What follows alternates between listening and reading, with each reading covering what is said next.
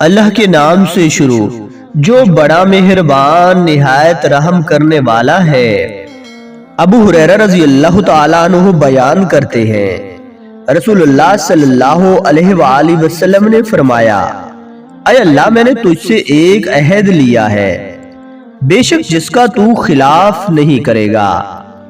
میں بھی ایک انسان ہوں، میں نے جس کسی مومن کو اذیت پہنچائی ہو، میں نے اسے برا بھلا کہا ہو، لعن طعن کی ہو، اسے مارا ہو تو اس اذیت کو اس کے لیے باعث رحمت و طہارت اور باعث قربت بنا دے، اور روز قیامت اس قربت کی وجہ سے تو اسے اپنا مقرب بنا لے۔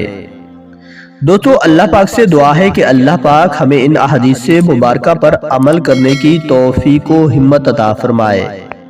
آمین ثم آمین۔